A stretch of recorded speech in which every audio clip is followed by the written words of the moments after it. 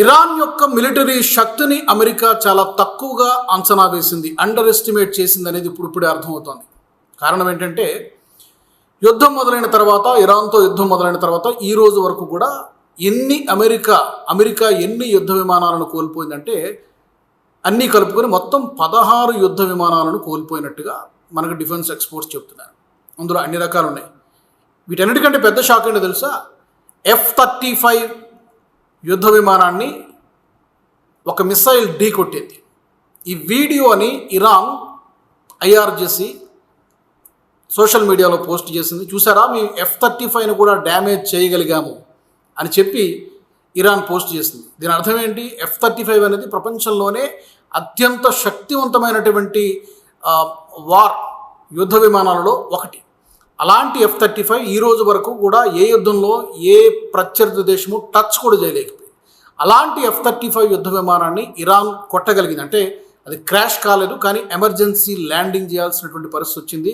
అక్కడ వెస్ట్ ఏషియాలో ఉన్నటువంటి ఒక అమెరికా స్థావరంలో అప్పటికప్పుడు పైలట్కి ఏం కాలేదు, ఎమర్జెన్సీ ల్యాండింగ్ చేయాల్సినటువంటి పరిస్థితి వచ్చింది.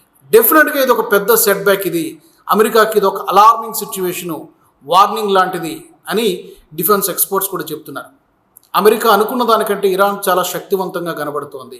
ఇరాన్కు జరిగినటువంటి నష్టం కంటే, ఇజ్రాయెల్కి జరిగినటువంటి నష్టం కంటే అమెరికా ఈ రోజున ఎక్కువగా నష్టపోతోంది అనేటువంటి విషయం తాజా లెక్కల ద్వారా మనకు అర్థమవుతుంది. 16 విమానాలు కూడా అందులో రకరకాలు ఉన్నాయి. నిజానికి ఇందులో సుమారుగా ఈ 16 యుద్ధ విమానాల్లో 10 MQ-9 రీపర్ డ్రోన్స్ అంటారు, అవి కూడా ఇరాన్ కూల్చేసింది. తర్వాత ఒక 3 F-15 జెట్స్ ఫ్రెండ్లీ ఫైర్లో అవి కూలిపోయాయని చెప్పి అమెరికా చెప్పుకుంటోంది, కానీ దాని మీద కూడా కొంత సందేహాలు ఉన్నాయి.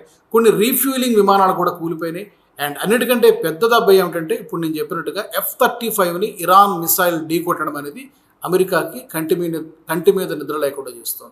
ఇదొక్కటే కాదు, రీసెంట్గా డిగో గార్సియా ఐలాండ్ పైన, అంటే ఇరానియన్ కోస్ట్ లైన్కి ఇరాన్ నుంచి డిగో గార్సియా ఐలాండ్ అనేది యూకే US రెండు జాయింట్గా హ్యాండిల్ చేస్తుంటాయి. 4000 కిలోమీటర్ల దూరంలో ఉన్నటువంటి టార్గెట్ని ఇరాన్ కొట్టగలిగిందంటే అది ఎవరు కూడా ప్రపంచంలో ఎవరు ఎక్స్పెక్ట్ చేయలేదు. ఈవెన్ అది ఇండియన్ ఓషన్ మధ్యలో ఉంది. అది డిగో గార్సియా మిలిటరీ బేస్. దీన్ని ఇరాన్ కొట్టగలిగిందంటే దీని యొక్క శక్తి ఏంటి అనేది ప్రపంచానికి ఇప్పుడే అర్థమవుతుంది. అమెరికా తక్కువ అంచనా వేసింది, అండర్ ఎస్టిమేట్ చేసింది. మరి ఆర్థికంగా అమెరికా నష్టపోతోంది, అలాగే సైనికులను కోల్పోతోంది, యుద్ధ విమానాలను కూడా కోల్పోతుంది. మరి అమెరికా ఈ యుద్ధంలో ఓడిపోతుందనే నెరేటివ్ బిల్డ్ కావడానికి కారణం ఏంటంటే ఈ లెక్కలన్నీ కూడా అదే చెప్తున్నాయి. మరి మీకేమనిపిస్తోంది? ఇరాన్ దెబ్బ అమెరికాకి చాలా గట్టిగానే తగులుతోంది అన్ని విధాలుగా. తప్పకుండా కామెంట్స్లో పెట్టండి మీ ఒపీనియన్స్ని. ఈ వీడియో మీకు నచ్చినట్టయితే లైక్ చేయండి, 10 మందికి షేర్ చేయండి. అలాగే కామెంట్ల రూపంలో మీ అభిప్రాయాలను మాతో పంచుకోండి. Nationalist hub group of channels ను సబ్స్క్రైబ్ చేసుకుని తెలుగునాట జాతీయవాద జర్నలిజాన్ని ప్రోత్సహించండి. ఈ వీడియో కింద ఉన్న బెల్ ఐకాన్ పై క్లిక్ చేయడం మర్చిపోవద్దు.